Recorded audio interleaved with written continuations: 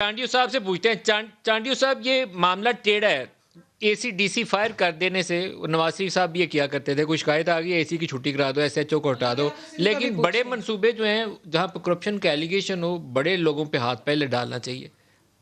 یہاں انگلیاں ساری اٹھ رہی ہیں دو وزیروں کی طرف، کیا طریقہ کار ہونا چاہیے چانڈیو صاحب؟ آپ درست کہہ رہے ہیں. میں کہہ رہا ہوں ابھی تھوڑا اور انتظار کریں. ابھی تو یہ کشتی ہلنے لگی ہے، جب ڈوبنے لگے گی تب کتنے اسکینڈل آئیں گے، کتنے گواہ آئیں گے، پھر اپن حساب کریں گے. ابھی تو کچھ نہیں ہے، ابھی تو شروعات ہوئی ہے، ابھی تو اشارات مل رہے ہیں.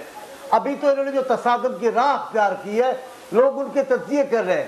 یار یہ افواج پاکستان پہ بھی بولیں گے، یہ عدلیہ پہ بھی بولیں گے، یہ سیاستدانوں پہ بھی بولیں گے، یہ افسروں پہ بھی بولیں گے. یہ چاہتے کیا ہیں؟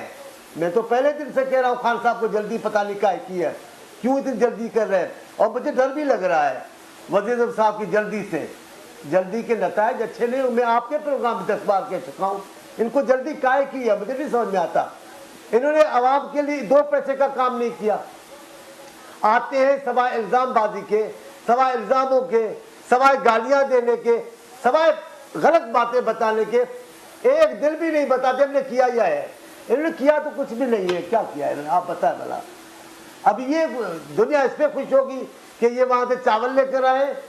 میں تو کہہ رہا ہوں اس سے زیادہ ٹوپیاں لے کر آتے، تسبیحاں لے کر آتے، جائے نماز لے کر آتے، کوئی کھجور لے کر آتے، زمزم لے کر آتے. چاول پاکستان میں بہت ہے الحمدللہ. یہ بھی کوئی فخر کی چیز ہے آپ وہاں سے صدقے کے چاول لے کر آئے. تو انہوں نے سب منصب کرنا کچھ نہیں ہے، انہوں نے لڑائی کرنی ہے. سندھ کے ساتھ انہوں نے ہر بات کو شور میں دبا دینا ہے. اب وقت بتائے گا ان کے. جی کیا ہوا کیا ہوا سر دو وزیروں کے اوپر محترمہ کیا بول الزام رہے ہے، ہیں؟ کیا اے سی ڈی سی کو فائر کر دینا کافی سمجھ لینا چاہیے چانڈیو صاحب، یا کوئی اس کے اوپر پارلیمنٹری کمیٹی بیٹھنی چاہیے، یا تارڑ تو جوڈیشل کہہ رہے ہیں کمیشن بن جائے. میں تو کہتا ہوں پارلیمنٹ میں رکھیں، سارے پیپرز کاغذ رکھیں، سب بندوں کا پتہ ہے.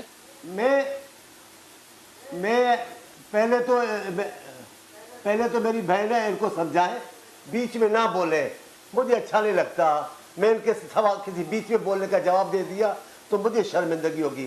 غلام سرور صاحب ہمارے دوست ہیں، مہربان ہیں، لیکن ان کا جو ریکارڈ ہے، جو ان کے متعلق باتیں ہیں، وہ اس کا پہلے کسی کا حساب ہی نہیں لے رہے. ایک جگہ تباہی کی ہے، دوسری جگہ دے دیے. تو ان کے نام اگر آئے تو غلط نہیں آئے ہوں گے، لیکن صفائی تو ہونی چاہیے.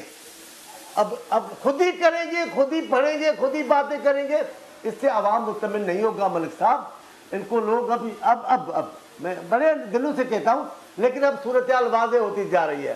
اب ان پر جو انگلیاں اٹھ رہی ہیں، اب جو ان کے وزراء پر الزامات لگ رہے ہیں، ان کو پبلک میں آنا پڑے گا، ان کو جواب دینا پڑے گا.